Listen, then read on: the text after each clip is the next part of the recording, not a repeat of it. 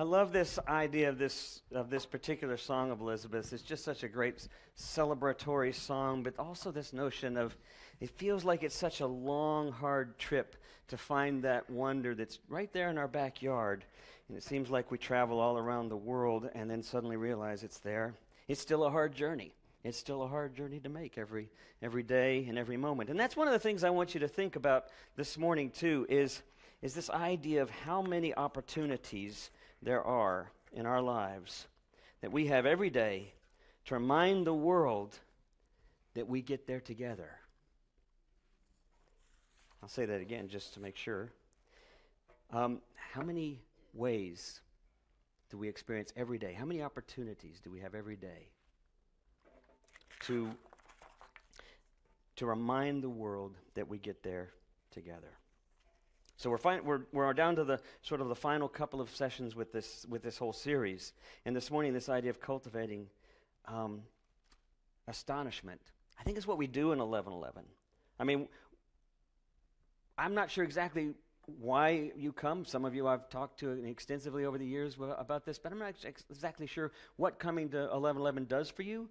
Why you connected with it early on? Why you keep coming back for more? Each week. Or every few weeks, however often your routine is for coming. But what is it that you get out of 11:11? And some of you I've talked to, what you get is you get this sort of jolt, this sort of divine injection for the week.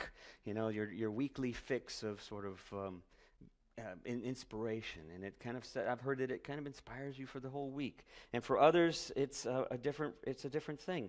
I'm often quite humbled by what I experience. Even though I sit with Brad and organize this thing and come up with this thing, I'm always humbled by what actually happens, because it's like something else happens beyond me, and I think that's part of this notion of astonishment. I didn't tell Byron Searcy what text we were using this morning. I just said, Byron, we're going to be talking about community. We're going to be talking about being astonished, being surprised by what it means to be a part of community. You got any poems? And he finally was able to send it to me yesterday afternoon, late in the afternoon, and I read it, and it was the text. But that happens a lot in here. And I think part of that is because it's a place in which we cultivate a space for thinking, a space for dialogue, a space for interaction. Even if it's not always physical presence, it's always there in a sort of relational way with us as a community. My 9th grade teacher, Miss Melton, used to instruct us at the beginning of all of our classes, of each of our class. She said, tell me what you noticed today on your way to class, and I want you to write about it. And of course, the first few times that she did this, most of us gave the response of, I didn't notice anything, nothing. I didn't see anything. I saw some guy picking his nose. I mean, we don't really notice much of anything, right? And our first response is nothing. But she kept pressing on it. She kept saying, every week, tell me something you noticed. She kept just saying it. Just tell me something you noticed. And even if it was something ridiculous, like I slept on the bus, just write it down, write it down, write it down. What'd you notice? What'd you notice? And eventually, we started noticing stuff. Eventually, we started noticing what somebody was wearing. Eventually, that started making us thinking about what we were wearing. Then we started commenting on our thoughts about things. And we began opening up about noticing trees, noticing life, noticing people, noticing interactions. What were our reflections on that? She literally taught us that wonderful poem by Mary Oliver, who wrote this many years after I was with Mrs. Melton in class. She said, Mrs. Oliver writes, instructions for life: pay attention, be astonished, tell about it. Pay attention, be astonished, tell about it. I think cultivating community is about engaging our senses with the world and discovering what's there, where we connect, where we can co-create, where we find passion and connection, to remind ourselves, but not just to remind ourselves, to remind others our place in this massive picture, that the picture is so much bigger than us, so much more amazing than me or myself or you, but it's about this amazing thing that's us. And in this particular season, I think it's kind of hard to figure that out. I don't think we're there yet. Just when you think we've made a lot of progress as a civilization, you realize that we're in the midst of a reality TV political process, right? It's not even politics anymore. It's just reality TV. It's like Jerry Springer took over. It's just, I'm not happy with any of it. And it's disappointing, but it's also a little scary. Frederick Buechner calls this worship idea, he calls it the great astonishment. Soren Kierkegaard, the philosopher and Danish theologian, said that worship is the theater of love. And then, of course, J. Philip Newell, who we just read his adaptation of the Lord's Prayer, he says that our worship is our rehearsal with the very ground of being. When Martin Buber speaks of what it means to be present in the sacredness of God, he says that all of authentic life is meeting. All authentic life is meeting. Mark Nepo tells this story. Some of you are readers of Mark Nepo. You've got some of his stuff, a poet and a philosopher, and he wrote this story about how the first part of his life was basically focused on ego. And then we can identify with some of this, that we're caught up in who we are, we're caught up in how we relate to someone in particular, we're caught up in establishing our identity in the world. We get caught up in ego. We find ourselves comparing to others in our work and our creativity. We find ourselves even at that place of sometimes being competitive, even if we're not intentional about it. It just kind of comes to the surface. Most of our first half of life seems to be spent differentiating. And Mark Nepo speaks to this, but then he experienced this devastating cancer that sort of woke him up, as a lot of tragic and challenging kinds of experiences can do for us. And what he discovered was, there's so much more than me. But how do I get there? How do I connect with it? So he was sitting in a park on one of these days after he'd been through all of his treatment, and he was finally kind of cleared of the treatment, and just kind of putting things together, sitting in this big park, and he saw kids playing, he saw people walking, he was just observing life around him. And an older gentleman came and sat down next to him. And he said, I didn't know the fella, but he just looked at me. And he noticed that I was looking out there at this vast sort of scene. And Mark Nepo writes, he says, I guess he could sense that I was trying to find my place. It just looked like that, perhaps. But the only thing the gentleman said to me, he said, was, how do we get there together? And then he got up and left after a few moments.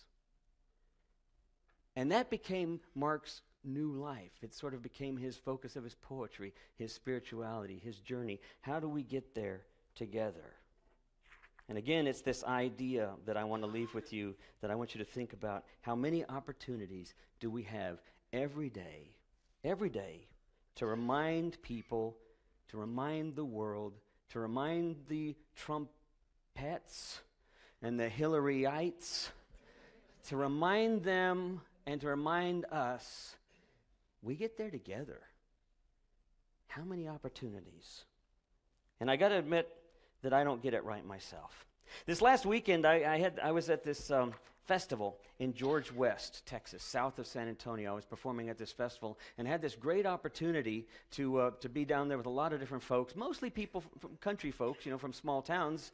And I decided I had a break during the day, and Linda had been talking about the fact that, Linda always reminds me, because I never spend much time looking in a mirror, if my hair is sticking straight up, the 25 of them, if they're sticking straight up, or if they're sort of like over the ears, And so before I got out the door, she said, it would have been nice to get a haircut. And I was like, I don't have time, and I raced down. So we had a break, and I thought, I'm going to go over to Beeville and see if I can get a haircut.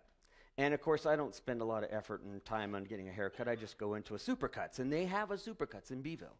And I went into the Supercuts, and I sat down, and the young woman started to give me the haircut. And she's like, where are you from? Told her the story, why I was there, where I was from. I asked her where she was from. She said an interesting thing to me. She said, I'm originally from Missouri, but I was born there.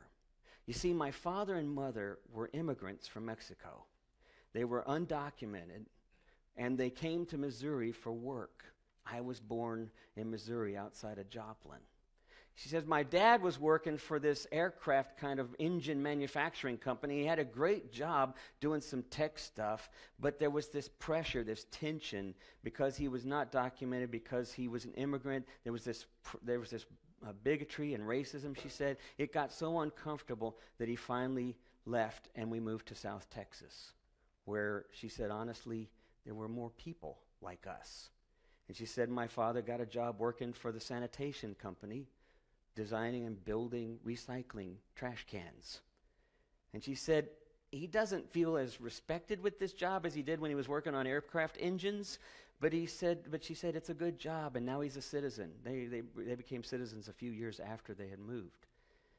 And she said, so that's kind of my story. I kind of grew up here in Beeville. I said, wow. I said, do you ever get out? She says, I'd never been out of Texas. And she's almost 30. She says, I've never been out of Texas. She said, do you travel much? And I said, well, I do travel. And I said, now I travel a lot because my son and daughter now live in Germany. And she said, you've been to Germany? And I said, yeah. And then so she's cutting my hair. And then she looks at me and she says, tell me about it. So the haircut went on for like 20, 30 minutes, She'd stop cutting my hair. She'd just turn around and look at me, while I'm standing there. And the two of us just had this wonderful encounter talking about dreams, talking about Germany, talking about stuff that she could only imagine. And yet at the same time, I never would have imagined what she might have to share with me. How do we get there together? Jesus met the woman at the well, and of course we know the backdrop story to this. I mean, she was Samaritan. She worshiped one way. The Jews worship another way. The traditional Jewish, Orthodox Jewish tradition would have nothing to do with the Samaritans. They were always exclusive. They always saw them as if not enemies, at least reprehensible. No, you wouldn't have contact. And there he was, having contact at the well with the woman at the well. And it's interesting, too, how he didn't go for the typical bait that we do with one another. He didn't go with the shame that she kind of presented, the guilt that society creates in so many different ways that we create for one another. He didn't go for that.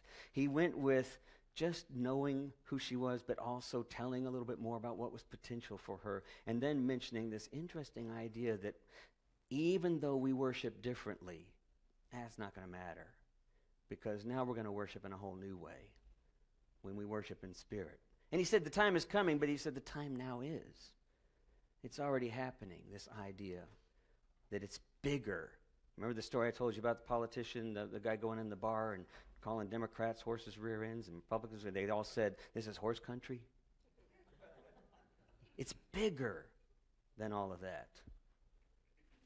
I have a hard time recognizing it even when it smacks me in the face, and I'll admit it to you. I was at this festival, and Friday night, I had my cabin, my room, private room.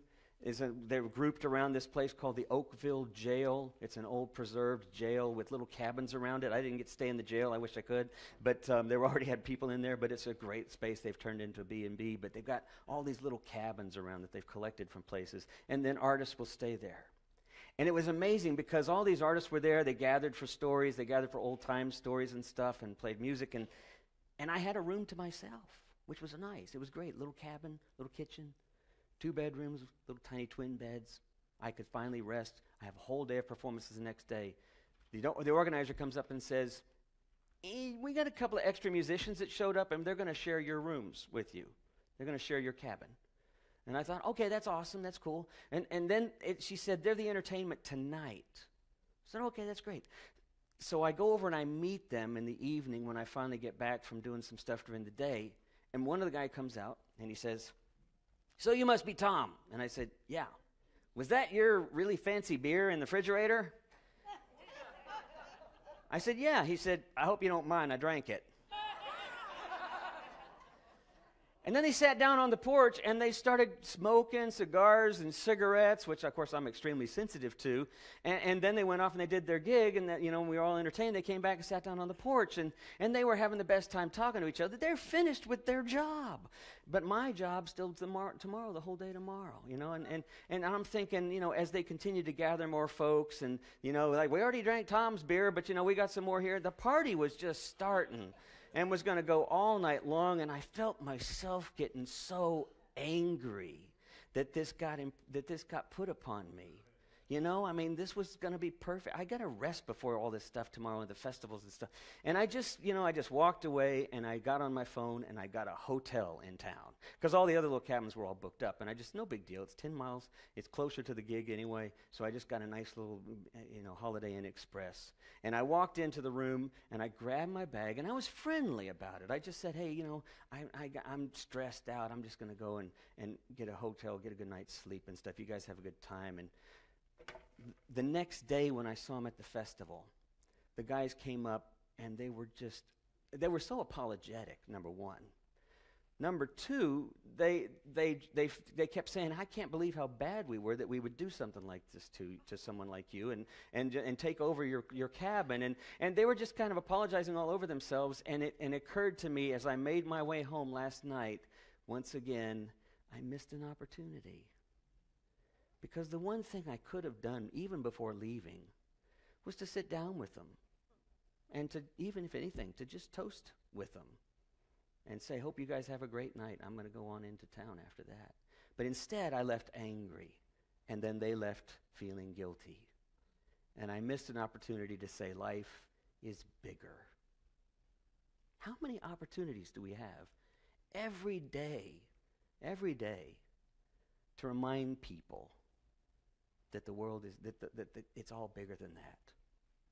To remind people of what's possible. How do we get there together?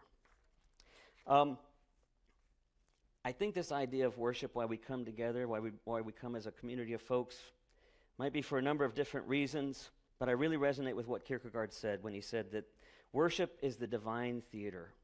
It's the rehearsal with the ground of being. Not so much our personal divine sort of infusion, to use my words, but it's a reminder that we are that infusion for one another. Here's what Robin Myers says, who wrote a book called Spiritual Defiance. The theater of who we are engaged in this divine drama, acting out the gospel on the ecclesiastical stage. What it means is that we are more than simply assuming a character or an identity. What it does mean is that we are actually becoming the very vision that we would hope for. The very vision that reminds us that this creation needs healing. And contrary to the seductions of ego, he says, we resist acting for acting's sake. But instead, we work to create a scene that transcends good reviews, that transcends people that make me feel good, that transcends, I just hang around with folks like me. It transcends all of that because it reminds us that the kingdom of God is a kingdom of God, that we are all connected. So two very quick final little illustrations. Some of you remember Donna Ingham, who was in here or maybe last year or so, a storyteller, and she came and told some stories. Her husband, Jerry Ingham, we were sitting together as a veteran, told a quick little story about World War II. He looked over at me at that point, and Jerry said, and Jerry's probably in his maybe early 80s, late 70s, and he said, you know, I was there. And I said, where? And he said, I was at Checkpoint Charlie. I said, really? He said, yeah, in 1961, I was recalled back into service to be here, you know, after the wall was put up and the Iron Curtain, and I was part of Checkpoint Charlie there in Berlin. And I said, have you been back? And he said, no. But he said, you know, so much happened. I mean, perestroika and everything, and the wall came down. There was so much hope. He said, we talked about it as soldiers. We talked about it, that maybe someday this would come down, that someday there would be this peace. And I said, yeah. You know, and I said, but have you been there? And he said, no. And I showed him a picture that Linda and I took because we were just there visiting our kids. And if you stand on the west side and take a picture to Checkpoint Charlie facing the east side, because, you know, the soldiers were on the west side, and if you face it, you can't help it from any angle, but you see a gigantic McDonald's right behind it. Now, my son Tim makes a joke and goes, Dad, we won. But when I told Jerry about that, he said, that's kind of interesting, maybe kind of unfortunate. And he said, we're not there yet. But that's what it's all about, I think. Recognizing how we get there together. Linda used to tell this story. This is my last little illustration. Linda used to tell this story about Robert Fulghum, who had gone to visit Greece, in particular to see this guy named Alexander Papaderos, who was a philosopher and an instructor, professor. And he created an institute of peace right on the grounds of the island of Crete. And it was right below where a number of Cretans had been buried, a big cemetery, where they had been in a huge bloody battle during World War II. And they were basically just had a group cemetery, you know, just buried everybody there and have one big cross. But it was surrounded by glass so that you could see just across the bay to where there was a huge German cemetery with a big metal cross, because all the soldiers, the Germans, the Nazis that had fought and killed all of these Cretans were buried right there where they died as well. Big group cemetery, burial ground. And so Papaderos created this Institute of Peace right there. And he said, and as he was finishing up a lecture, Robert Fulgham said that he does this at the end of every lecture. And he doesn't do it because he's trying to be silly, which is what often happens, but he finished this lecture and he raised his hand when Papaderos said, are there any last questions? And he raised his hand and he asked, what's the meaning of life? And there was the chuckling that you would normally hear, because, at the end the professor finishes the class, students go, yeah, what's the meaning of life? And they all start rustling around, grabbing up their books. That's what they did there. They were all grabbing up their notes, and they were shuffling around, ready to leave, when Papaderos raised his hand and said, just a minute, I'd like to answer that question. He said, when I was a kid, I used to play on these grounds after the war had been here. He said that the grounds were devastated. And there was lots of destruction. He said, I found a piece of a motorcycle mirror, a Nazi motorcycle mirror. He said, I looked for the other pieces so that I could bring the whole thing together, but I couldn't find it. And so I found this one piece, and I noticed that if I hold it up, it reflected light. And so I began to rub it smooth until I could actually sort of play with it as a toy. There weren't many toys to be found anywhere back then. And he said, so I used it as a toy, and I found that I could shine this light in little cracks and little dark spaces. I could shine it on people's faces. He said, I kind of used it as just a playful toy to kind of direct my attention. But as I got older, he said, I started carrying this little piece of mirror with me. And then he said, the older I got, the more I realized what this mirror represented.